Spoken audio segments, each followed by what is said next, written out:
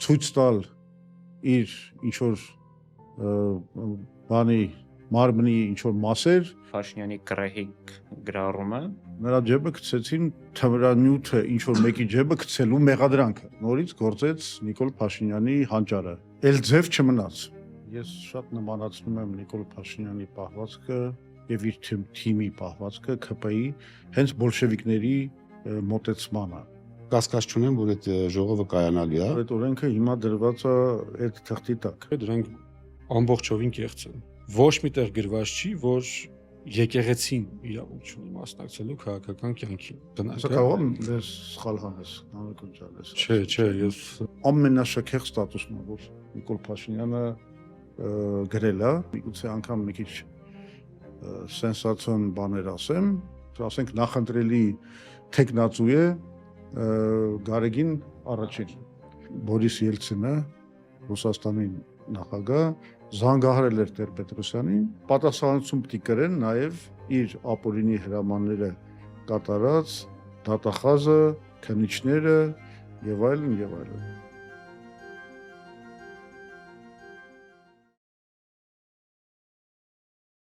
Սիրելի ունկնդիրներ, բարև ձեզ, հերթական հակաքաստի էպիզոդ ենք այսօր նկարահանում եւ այն նվիրվելու է մի թեմայի, որը բոլորիս համար շատ ցավոտ թեմա է, իսկապես դա ցավ է պատճառում, նվաստացման զգացում անգամ ունես, երբ որ քո երկրի վարչապետը իր հանրային դեբատում իր խոսքը իջացնում է հասարակական մակարդակի, երբ որ ամբողջ աշխարհը իմանում է, որ նա պատրաստ է հայ առաքելական Սուրբ եկեղեցու ղեկավար նորին Սուրբ օծություն Տեր Գարեգին Վեհափառին ցույց տալ իր ինչ որ բանի մարմնի ինչ որ մասեր ու դրա մասին գրվում է ամբողջ համաշխարհային մամուլը, սա իսկապես շատ տհաճ բան է եւ մենք պետք է այսօր վերլուծենք հենց այդ հարաբերությունները Հայաստանի Հանրապետության այսօրվա պետական մարմինների, հատկապես վարչապետի քաղաքականությունը հայ առաքելական Սուրբ եկեղեցու նկատմամբ եւ գտնենք լուծումներ։ Ես որպեսզի այս թեման մի քիչ ավելի իրազեկ ձևով քննարկենք այստեղ, ես կխնդրեմ այսօր այստեղ ներկա երիտասարդ կոնգրեսական Էրիկ Շամանյանին ներկայացնել այդ շատ տհաճ պատերազմի որոշ դրվագներ, այսինքն ինչպես դա սկսեց, ուր զարգացավ, ուր հասավ, իդեպ ներկայացնեմ նաև մեր այսօրվա զրույցի այլ մասնակիցներին, Մամիկոն Կանայան, նա շատ հաջողակ բան է, ձեռնարկատեր է, այթիշնիկ, հիմիկվա ժարգոնով կասեն նվիրված կոնգրեսական եւ Հայ ազգային կոնգրեսի վարչության անդամ Արշակ Մանուչյան, որը ընդհանրապես ունի շատ հարուստ կենսագրություն, իր զբաղեցրած պաշտոններով եւ իր կրթությունով, իր աշխատանքով հասարակական նա եղել է մատենադարանի փոխտնօրեն, նա եղել է մշակույթի փոխնախարար, զբաղվել է երիտասարդության եւ սպորտի հարցերով, ընդհանրապես ինտելեկտուալ է, վերջին տարիներին էլ զբաղվել է Երուսաղեմում հայ առաքելական եկեղեցու այնտեղ գտնվող արխիվի մշակմամբ, այսինքն նա մի մարդ է, որը այս թեմաներին շատ սերտորեն առնչվել է եւ շատ լավ գիտի եկեղեցու պատմությունը, մենք կխնդրենք իրեն իհարկե նաև մի քիչ խոսել այդ պատմության եւ եկեղեցու դերի մասին։ Իսկ հիմա Էրիկ ջան, խնդրեմ խոսքը փոխանցում եմ քեզ։ Շնորհակալություն։ Ես նախ ուզում եմ սկսեմ մի հատ այսպես գեղեցիկի մասին։ Մեր իշխանությունները տարածում են թեզը, որ այս ամեն ինչը արվում է հայ եկեղեցին բարենորոգելու համար, որ սա ուղղված է բացառապես Գարեգին երկրորդի դեմ, որպես եկեղեցի մաքրեն արատավոր երևույթներից, անգամ հայտարարում են, որ նրանք ամենահոգևոր իշխանությունն են, որ պատարակների են գնում եւ սենց բաներ, բայց սա շատ պրիմիտիվ գեղեցիկ է։ Պրիմիտիվ գեղեցիկ է, որովհետև մի շարք իրենց քայլերով ապացուցվում է, որ սա համախմբված, համակարգված արշավ է հայ առաքելական եկեղեցու դեմ, որը սկիզբ չի արել 2025 թվականի մայիսից, դրա մենք առաջին նշույլները տեսել ենք արդեն 18 թվականի հեղափոխությունից հետո, ժամանակ սկսավ այդ Գարեգին Բ-ի դեմ որոշակի այդ շարժումը, ընդվզումը, այն ժամանակ իհարկե որը իբր թե ինքը չէր կազմակերպել։ Ինքը չէր կազմակերպել, այն ժամանակ ինքը նաև հայտարարեց, որ իշխանությունը չպետք է, պետությունը չպետք է խառնում եկեղեցու գործերին, վկայակոչելով սահմանադրությունը, բայց կրթության նախարարությունը արդեն սկսեց հայ եկեղեցի առարկան, հայ եկեղեցու պատմություն առարկան դուրս հանել ընդհանուր կրթական ծրագրից, իհարկե դա ընդվզում ունեցավ, բայց ի վերջո ընկետի հանեցին։ Բայց ես ուզում եմ ասեմ, որ բուն է սյանց այդ շարժման ամենակետը, արշավանքի սկիզբը։ Սկիզբը ես կարող եմ ասել եղավ մայիսի 29-ին 2025 թվականի Փաշինյանի գռեհիկ գրառումը կապված Սրբազանի, Արշակ Սրբազանի ու իր քերականոջ հարաբերությունների մասին, դա եղավ սկիզբը։ Դա եղավ սկիզբը, Ներողություն դեպ կարծեմ հենց մայիսին էլ 25 թվականի Ալիևը հայտարարեց, որ հայ առաքելական եկեղեցին տարածաշրջանի սպառնալիք է։ Այսինքն նա 8 տարի ոչինչ չխոսեց, հենց այն պահին, երբ որ Փաշազադեն հայտարարեց, որ հայ առաքելական եկեղեցին վնասում է այդ խաղաղության գործընթացին։ Ինքը այսպես ասել, հայ առաքելական եկեղեցին այսօր տարածաշրջանային անվտանգության գլխավոր սպառնալիքն է։ Գլխավոր սպառնալիքն է, ու պետք է նշել, որ մինչև այս Շվեյցարիայում եղավ Արցախի այդ պատմամշակութային ժառանգության մասին Գարեգին Բ-ի հայտարարությունը, այդ ու դա ինձ սկսավ այս բուն արշավը, ինքը այդ գրառումից հետո այդ օրը մի քանի հատ գրառում արեց Գարեգին Բ-ի դեմ, հետո Գարեգին Բ-ն սկսեց փոխել Կտրիչ Ներսիսյան, մի խոսքով։ Սա եղավ սկիզբը, ու ամիսներ շարունակ նա անդադար հիմնավորումը բերեց, որ սա եկեղեցու դեմ չի, սա Գարեգին Բ-ի դեմ է, ու նշում էր նաև այնտեղ Նավասար Կճոյանի անունը, նշում էր Գևորգ Սրբազանի, այսինքն հիմա արդեն Արման Սարոյանի անունը։ Կճոյանը իր 100 տարվա թիրախն է։ Թիրախն է, 21 թվականին էր դեռ ընտրաշավի ժամանակ Կճոյանի մասին խոսում։ Բենթլի էլ չգիտեմ։ Բենթլի Սամոյին ասում։ Այսինքն այդ 10 եպիսկոպոսը, որ այսօր միացել են իրեն, այդ 10 եպիսկոպոսի մասին Փաշինյանը կառավարման 8 տարիների ընթացքում տարբեր կերպով իրենց թիրախավորել է։ Վազգեն Միրզախանյանին արք թիրախավորել, բայց հիմա ես իմ կամ ասացի բուն մտքին, որ սա ուղղված է հայ առաքելական եկեղեցու դեմ։ Առաջինը ասեցինք, հայոց եկեղեցու պատմություն առական դուրս դրվեց քրթական ծրագրից։ Երկրորդ քայլը, որը արեցին, դա Շողակաթ հեռուստաընկերությունը, որը ըստ էության հայ առաքելական եկեղեցու խոսափողն էր, հա, բանում հեռուստա մեդիայում դուրս հանեցին, օրենքով մշակեցին, հանեցին։ Այսինքն սա ինչ կապ ունի Գարեգին, հանրային եթերից հանեցին, սա ինչ կապ ունի Գարեգին Բ-ի հետ։ Սա հենց եկեղեցու դեմ է։ Հետո այս վերջերս կարծեմ Պաշտպանության նախարարությունը օրենք ընդունեց, որ 2000 թվականին օրենք ընդունել, հոգևոր ծառայողների գործունեությունը հայկական բանակում դադարեցվեց։ Այս ընդամենը այսքան քայլը նշելը բավարար է, որ մենք տեսնենք, որ սա Գարեգին Բ-ի հետ կապ չունի, սա հենց եկեղեցու դեմ է։ Ու մի քանի անգամ իրանց պատգամավորները, ԿՊ-ի պատգամավորները նշել են, որ 1700-ամյա եկեղեցու ավանդույթից են խոսել, ինչ-որ պատմական դեպքեր են վերել, թե եկեղեցին իրան ոնց է դիրքավորել, այսինքն եթե մենք խոսում ենք 1700-ամյա եկեղեցուց, դա նշանակում է դա Գարեգին Բ-ի հետ կապ չունի, եկեղեցու դեմ է հենց։ Այս սա արդեն գլխավոր վտանգն է, երբ որ դու քո ինքնության մաս կազմող եկեղեցին թիրախավորում ես, սա արդեն լրջագույն վտանգ է ստեղծում քո պետականության համար։ Մի կողմ դնելով դեռ իրավական հարցերը, սահմանադրական բան, մենք ինքնության խնդիր ունենք, որը այսօր Փաշինյանի վարչակազմը լուրջ վտանգ է դրսևորում, վտանգ է մեր ինքնության համար։ Ես ներողություն եմ խնդրում, մի բան կուզենայի ավելացնել։ Ես եթե չեմ սխալվում, մոտ 1 ամիս առաջ նաև նմանատիպ նախագիծ բերեցին, որ եկեղեցուն արդեն չեն անժամկետ հողեր չեն տրամադրելու եկեղեցի գալուցելու համար։ Եվ դե ավելացնել նաև են, որով այդքան ձերբակալություններ եղան, դատավարություններ եւ քաղաքաբանտարկյալների մի Հայաստանում այսօր քաղաքաբանտարկյալների մի զգալի մասը նաև հոգեվորականներ են։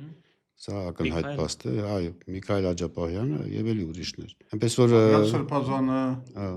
Մկրտիչ Սրբազանը եւ ես ընդհանրապես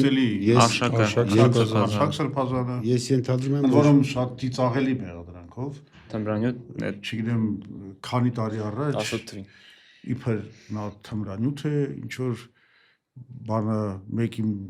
պայուսակի մեջ տեղադրել։ Այսինքն, այստեղ ես մի հատ կատակ արեցի այդ ժամանակ, ասի ընդհանրապես ընդունված է եղել մեր իրավապահ մարմինների կողմից թմրանյութը ինչ որ մեկի ջեբը գցելը։ Իսկ հիմա նրա ջեբը գցեցին թմրանյութը ինչ որ մեկի ջեբը գցելու մեղադրանքը։ Ես էլ արդեն նոր կրեատիվ մոտեցում էր մեր քննչական մարմինների կողմից։ Այ դեպ ասում են այդ բանը ապացույցը չի գտնվում։ Լսել եք։ Կորել է։ Դե ոչ մեկին էլ ապացույցները չի գտնվում, բոլորն էլ առանց հիմնավորման այդպես էլ բակալված են, բայց պիտի ավելացնել մի ուրիշ բան էլ, որ ըստ երևույթին նույնիսկ նրանք, ովքեր որ այս հերձվածողական դանի մեջ են մտել, այդ հոգևորականները, որոնք կարգաթող են եղել մի մասը դեռ չէ կարգապահական ինչ-որ բաների մեջ են, նրանք էլ են պատանդ։ Հավանաբար նրանց նկատմամբ էլ ինչ-որ ես կոմպրոմատներ կան։ Այո, հնարավոր է, չգիտեմ։ Դե լավ, դուք արշավանքի ես բոլոր մանրամասները հաղորդեցիք, բայց մի մանրամաս էլ ես հիշեմ։ Այս վերջերս փաստորեն, քանի որ եկեղեցին հայտնվեց մի վիճակի մեջ, որ չէր կարող Հայաստանում ժողով անցկացնել, եպիսկոպոսական ժողով, ձեռնարկեցին մի այսպիսի բան, որ հավաքվեն Շվեյցարիայում։ Այդտեղ էլ նորից գործեց Նիկոլ Փաշինյանի հանճարը։ Քրեական գործեր հարուցեցին անմիջապես Վիեննայում։ Վիեննայում չէ, չէ, այդ մի բանը կարող է սխալ եմ ասում։ Ավստրիայում էր իմ հիշելով եպիսկոպոսած։ Ամեն դեպքում, հա։ Եվ ինչ արեց Նիկոլ Փաշինյանը։ Անմիջապես հրահանգեց քննիչներին, որոնք այսօր բոլորը ենթարկվում են Փաշինյանի ապօրինի հրամաներին, որպեսզի քրեական գործեր հարուցվեն այն մարդկանց դեմ, ովքեր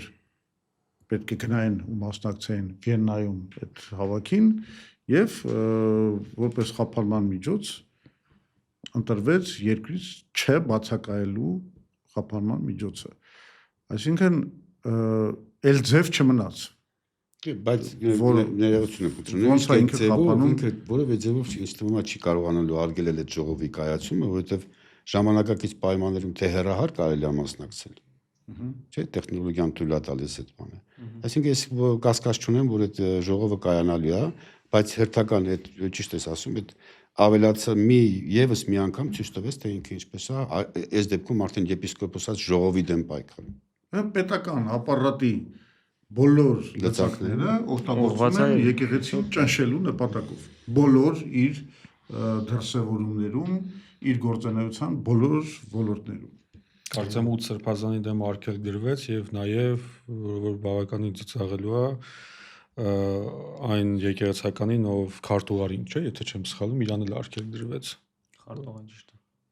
Շատ ծիծաղելի է։ Չենք խոսում Նիկոլ Փաշինյանի այդ ամեն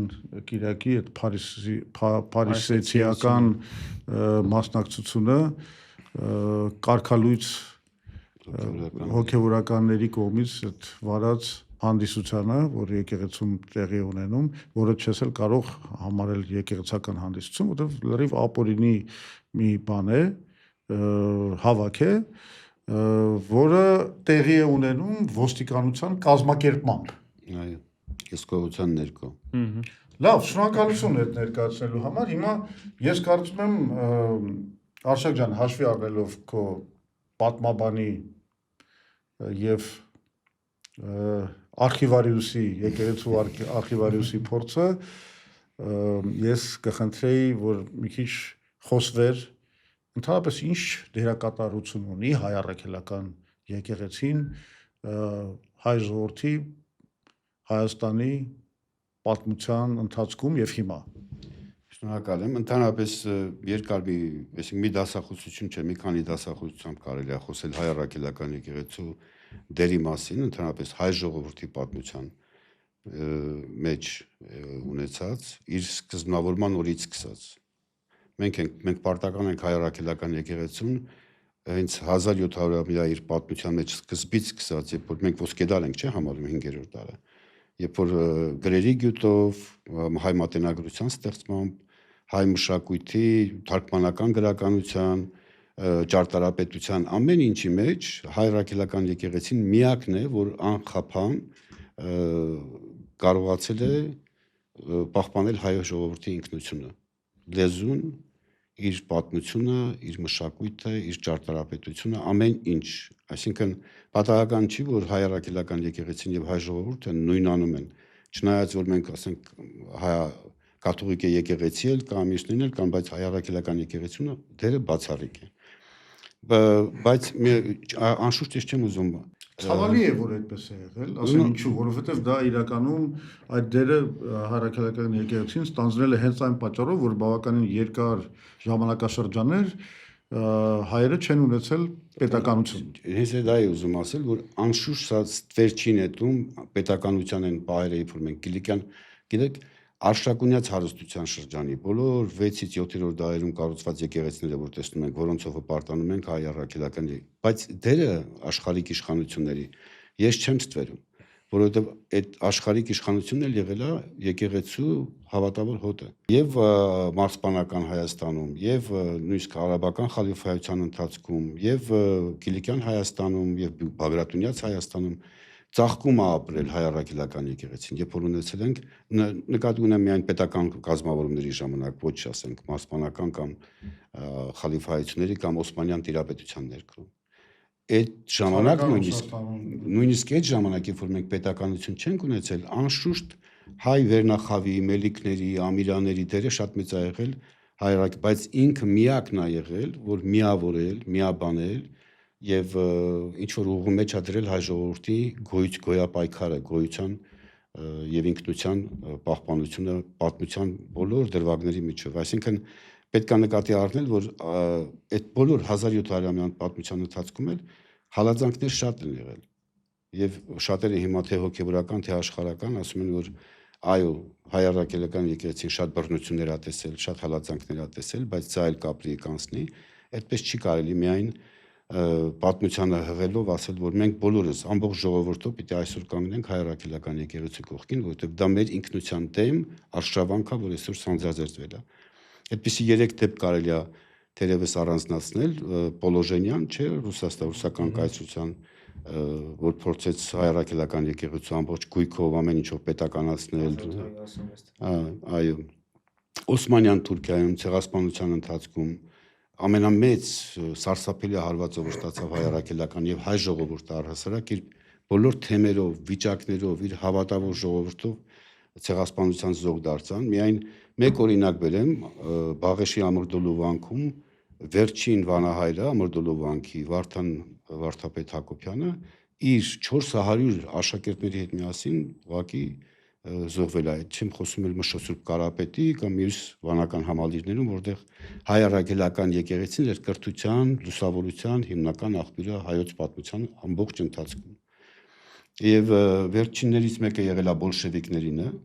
որ մինչև 38 թվականին, գիտեք, 38 թվականից մինչև 45 թվականներ կաթողիկոս չունեինք մենք,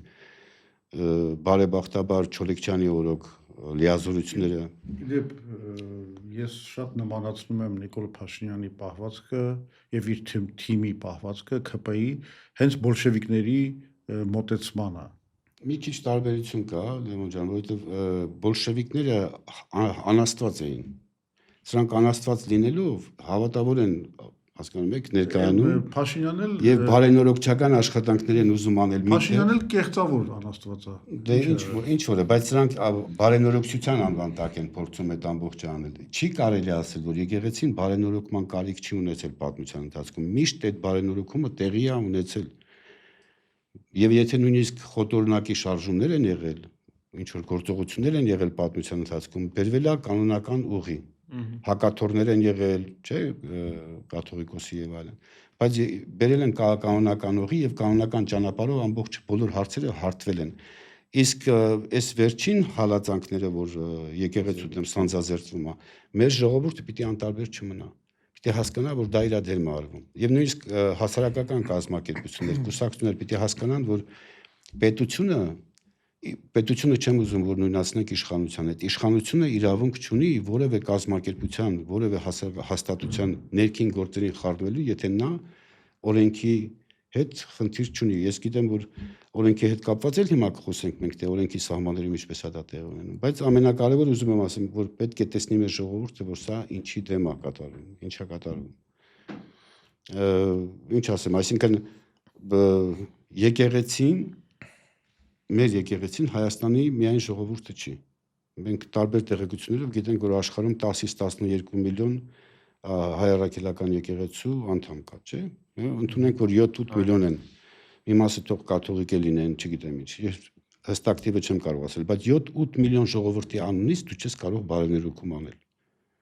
Մի 100 հոգով դուրս գալով մեր էջ միացնի միաբանության դեմ չես կարող դա անել։ Մյուս կողմից ընդհանրապես պետք է ընդգծել այս գաղափարը, որ այդ հոգևոր ոնց որ հարթությունը եւ պետական կառավարման այդ հարթությունը դրանք իրարից այնուամենայնիվ տարբերվում են։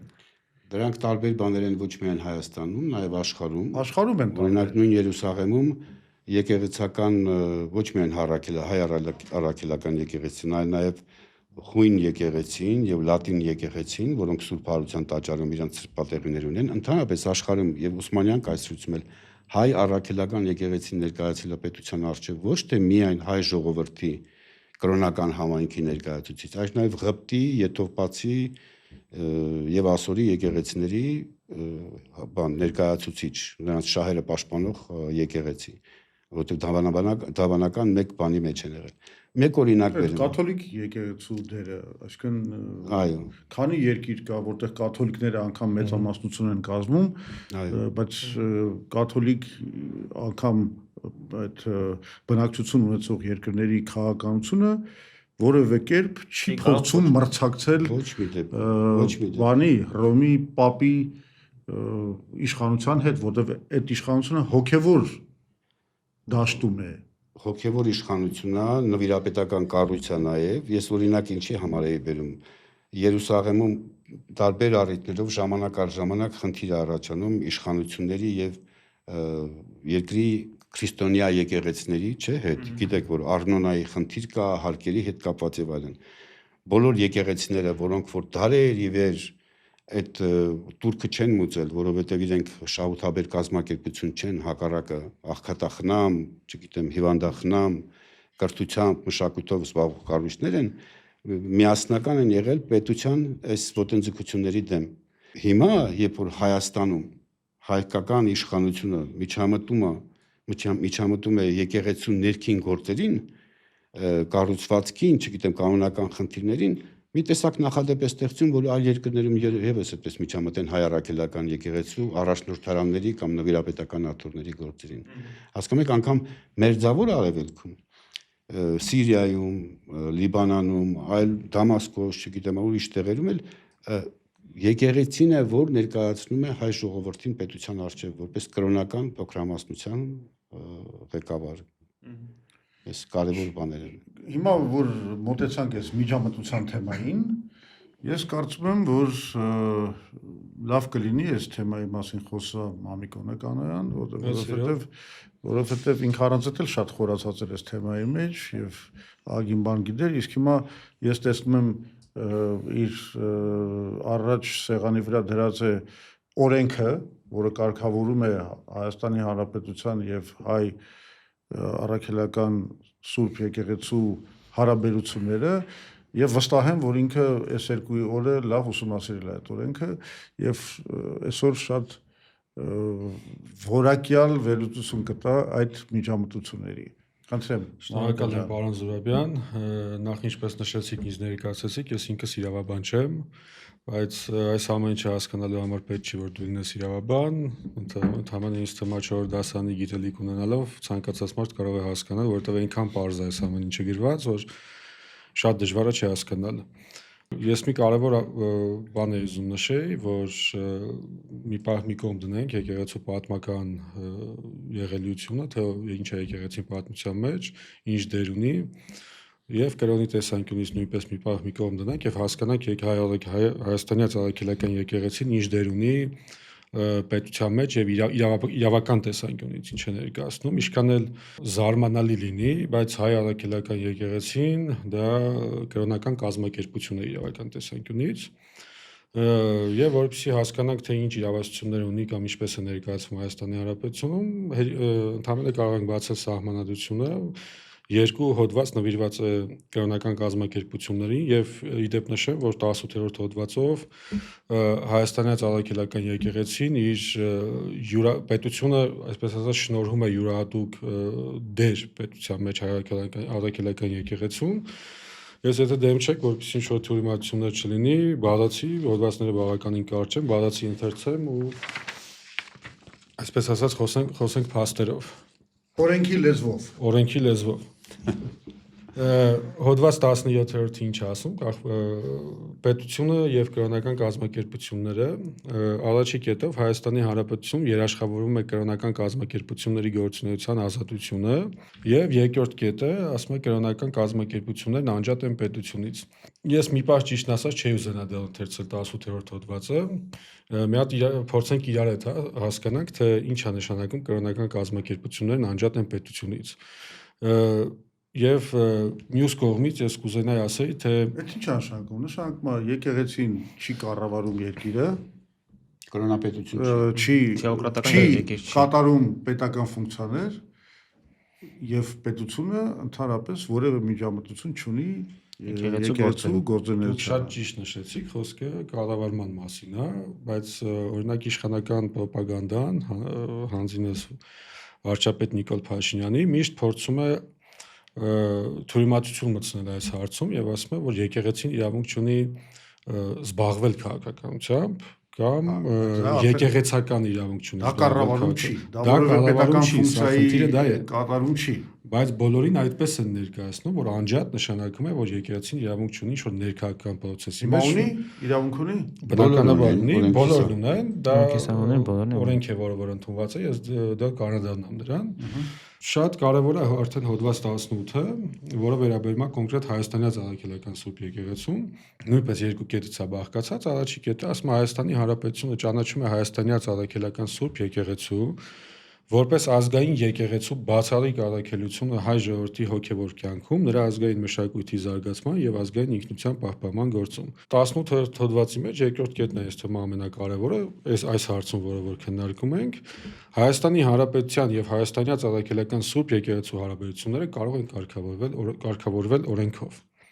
Հիմա ինձ թվում է մեր լսարանի համար հարց է առաջանում, եթե այսպիսի բան կա գրված, նշանակում է գոյություն ունի ինչ-որ օրենք, որը որ այս հարաբերությունները կարգավորում է։ Եվ ես լուրջ կասկածներ ունեմ, որ այդ օրենքը հիմա դրված է այդ թղթի տակ։ Այո։ Ես ավելին ասեմ,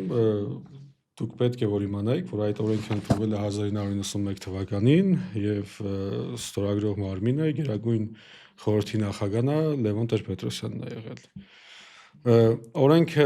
Հայաստանի Հանրապետության օրենքը խղճի ազատության եւ կրոնական կազմակերպությունների մասին ստորագրվել է հունիսի 17-ին 1991 թվականին, ուժի մեջ է մտել նույն տարեթվի հուլիսի 6-ին։ Հիմա օրենքը, եթե ճիշտ եմ հիշում, հեսա կնայեմ, 6 գլխից է բաղկացած 23 հոդվածից։ Օրենքը կարգավորում է եկեղեցու եւ պետության հարաբերությունները, այստեղ շատ հետաքրքիր երկու հոդված կա, որը որ ընթերցելուց հետո ես վստահ եմ, որ մեր լսարանի մոտ ոչ մի կասկած չի մնա, որ այն ռոպագանդան, որ այսօր տանում է իշխանությունները, դրանք ամբողջովին կեղծ են։ Եվ հակասահմանադրական։ Այո։ Ինձ թվում է սկսենք հոդված 18-ից, բայց հոդված 17-ը դրանից հետո կընթերցենք։ Ինչ է ասում հոդված 18-ը։ Պետությունը չի ֆինանսավորում ինչպես կրոնական կազմակերպությունների գործունեությունը, այնպես էլ աթեիզմի քարոզչությունը, միևնույն ժամանակ կրոնական կազմակերպությունների անդամներին եւ սպասավորներին վերապահում է հասարակական եւ քաղաքական կյանքին մասնակցելու իրավունք, այստեղ ուշադրություն, այլ քաղաքացիների հետ համահավասար։ Սա ինչ է նշանակում, այն պնդումը իշխանականների, որ եկեղեցականները իրավունք չունեն մասնակցել քաղաքական կամ հասարակական կյանքին, ու նրանք պնդում են հետևյալ դեպքում քաղաքական, լիովին սուտ է, որովհետև գոյություն ունի հոդված 18, որը որ տալիս է նրանց այդ իրավունքը։ Եվ այստեղ մի կարևոր ուրիշ բան էլ կա, ուզում եմ նշեմ, ոչ միտեղ գրված չի, որ եկեղեցին իրավունք չունի մասնակցելու քաղաքական կյանքին։ Այսինքն այստեղ նշած է, որ եկեղեցականը իր սպասավոր իրավունք ունի, բայց ոչ միտեղ նշված չի, որ եկեղեցին իրավունք ունի մասնակցելու քաղաքական կյանքին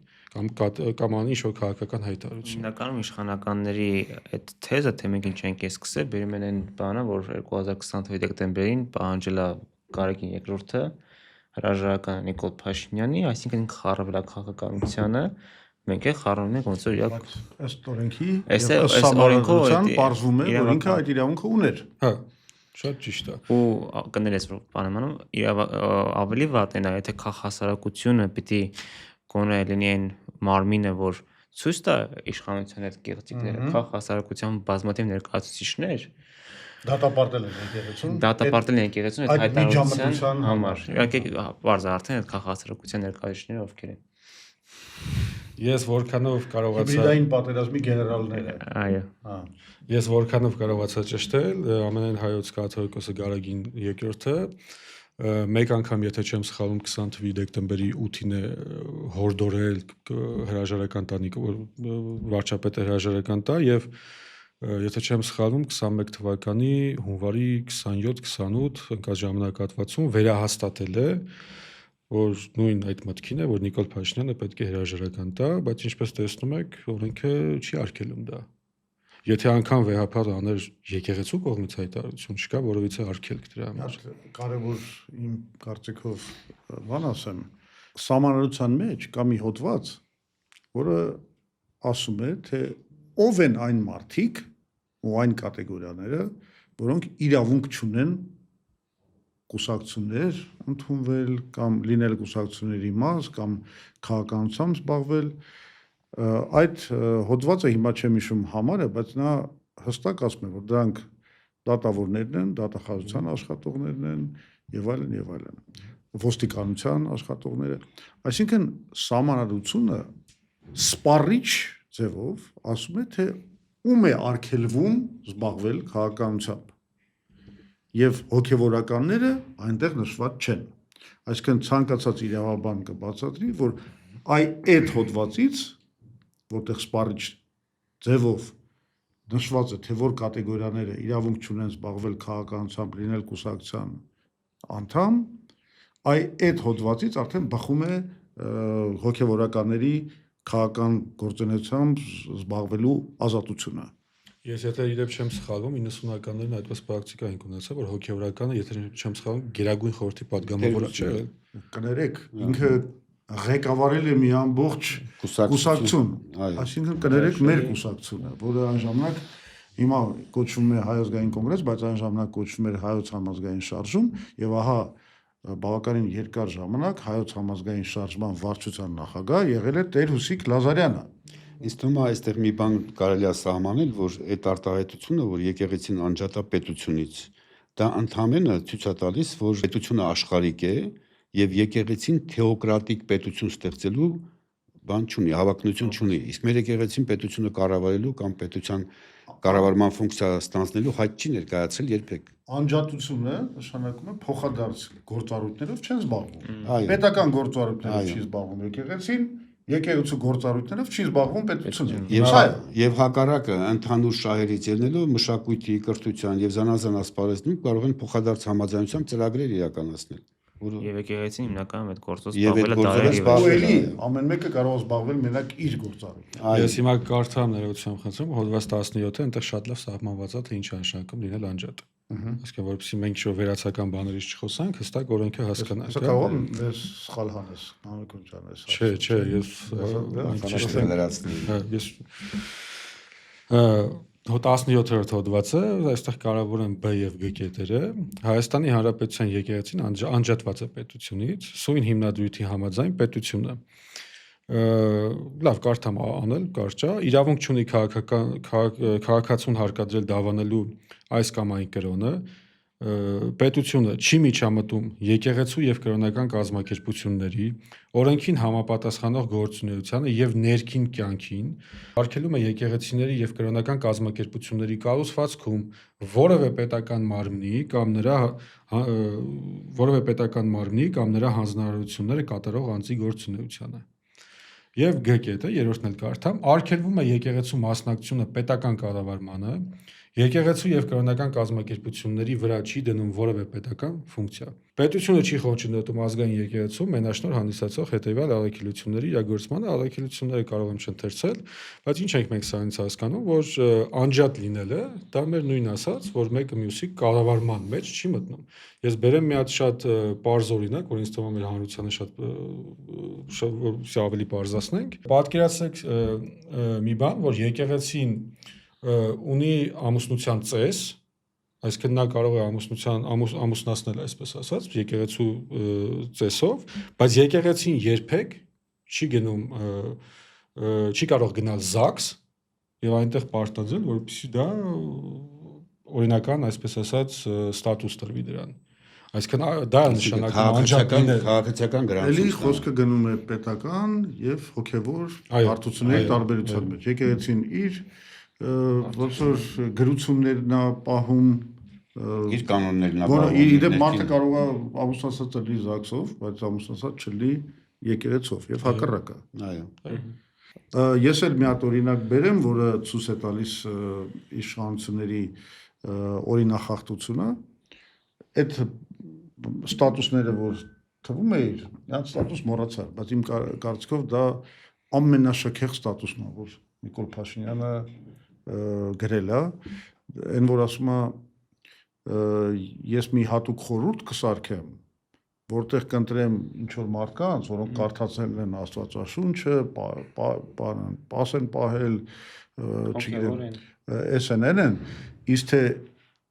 իրանք այդպիսին են թե չէ, ես կորոշեմ իմ հոգու աչքերով։ Այսինքն ուզում եմ հարց տամ, այս օրենքից բխում է, չէ, որ հոգու աչքերը չեն կարող միջամտել Նիկոլ Փաշինյանի հոգու աչքերը չեն կարող միջամտել եկեղեցու գործերին, հատկապես կաթողիկոսի ընտրության հարցին։ Ցանկացած հարցում պետությունը իշխանությունը իրավունք չունի Նիկոլ Փաշինյանի աչքերը։ Այո։ Ես կարծում եմ, որ իրականում ես ինչ կուզեմ, հա, օրինակ մեր լսարանին ասեմ, մի հավատացեք ոչ մի պետական մարմնի, ոչ մի բլոգերի ասածներին, որովհետև դրանք կարող են ճշմարտություն չլինել։ Ես խորհուրդ եմ տալի մեր հասարակությանը եւ գուցե նաեւ խնդրում եմ, որ անկախ ամեն ինչից ով է ասում, որ ինչ որ մի օրենք այդպես է, դուք ինքներդ դրեք ուսումնասիրեք, որովհետև դա բացարձակ կարող է այդպես չլինել։ Հիմա ես մեր խոսակցության վերջում կուզեի մի հատ հետարքիր դեպքի մեջ պատմեի, միգուցե անգամ մի քիչ սենսացիոն բաներ ասեմ,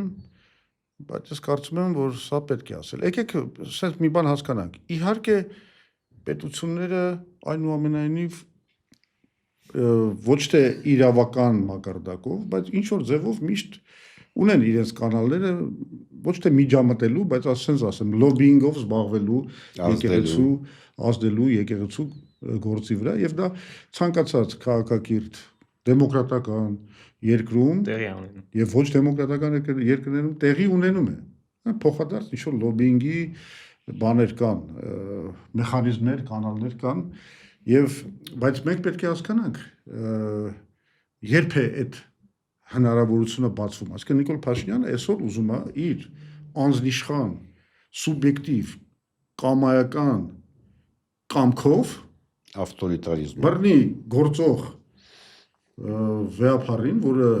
իրականում ծմա ընտրված է վեհապար, ուզում է փոխի։ Այսինքն ինքը դրանով ինստիտուտն է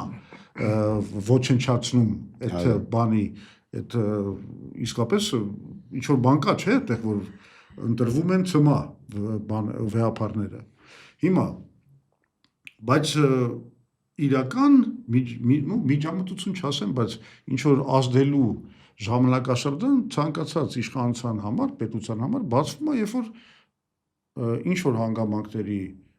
արդյունքում, ասենք վեհապարը մահացել է, հա, եւ հիմա պետք է նոր վեհապար ընտրվի։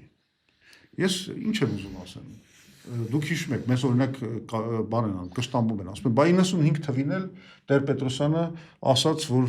Գարեգին առաջինին իր համար, ասենք, նախընտրելի թեկնածու է Գարեգին առաջին։ ու սա իբր միջամտության մի բան եմ բերում, այնինչ ես հենց սա եմ ուզում ասել, ինքը չի միջամտել գործող ընտրված վեհապարի պարագայում, ստեղծվել էր մի իրավիճակ, հիմա ձեզ երկու հատ սենսացիոն փաստ կասեմ, կարծում եմ կարելի է արդեն նաև բացել այդ փաստերը, իրականում դա դառավ Վազգեն վեհապարի մահվանից հետո, թե ով պետք է ընտրվի կաթողիկոս, դա դառավ բավականին լուրջ աշխարհաքաղաքական, ասենց ինչ-որ պայքարների դաշտ, մասնավորապես այդ ժամանակ Բորիս Ելցինը, Ռուսաստանի նախագահ, զանգահարել էր Տեր-Պետրոսյանին եւ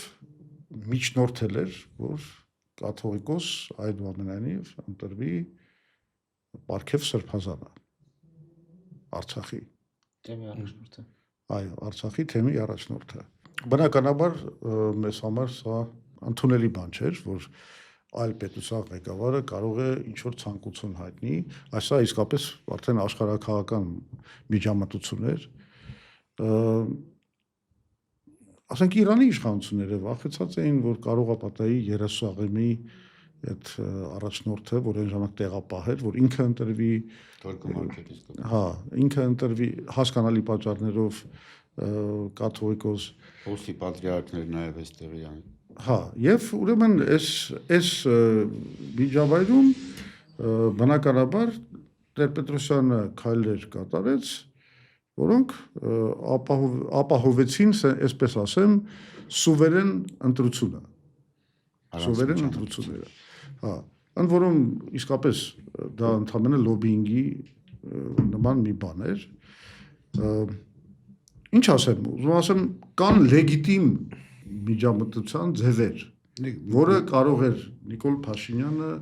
կիրառել, բայց ոչ թե հիմա, երբ որ մենք ունենք վեհապար ունենք եւ վեհապարի վրա չի կարելի ճնշել, որ ինքը այնել պետական լծակներով, այնել քաղաքական հետապնդումներով, ռեպրեսիաներով, սա այդ լեգիտիմ միջամտությունը չի։ Եվ բնականաբար մենք սա թույլ տալ չենք կարող եւ կարծում եմ, որ այս զրույցն էլ ծառայեց դրան, որ մենք նորից բարձրացնենք մեր տեսակետը այն մասին, որ մենք ազգովի պետք է կանգնենք հայ առաքելական Սուրբ եկեղեցու այդ ինքնուրույնության պաշտպանման գործին ետևում եւ հասնել նրան, որ Հայաստանում օրենքները չխախտվեն, սահմանությունը չխախտվի, սա է մեր ցանկությունը եւ մենք ամեն ինչ անելու ենք, որ այդպես էլ լինի, իսկ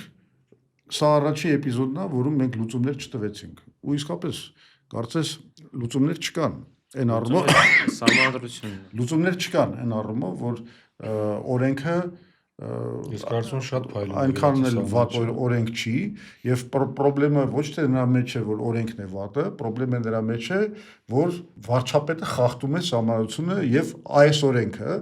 իսկ խախտում է նաեւ քրեական օրենսգրքի 441 հոդվածը, որը խոսում է վարչապետի լիազորությունների գերազանցման մասին, այսինքն լուծումը միակն է։ Նիկոլ Փաշինյանը պետք է հեռացվի այս իշխանությունից պետք է հեռացվի եւ պետք է պատիժ կրի համաձայն քրեական օրենսգրքի 441 հոդվածի։ Տեղին է որ հիշես նաև որ այդ բազմաթիվ կետերով դատախազություն դիմեց, չէ՞, նաև։ Պատասխանատվություն պետք է կրեն նաև իր ապօրինի հրամանները կատարած դատախազը, քննիչները եւ այլն եւ այլն։ Կարծում եմ սրանով կարող ենք այսօր ավարտել մեր զրույցը,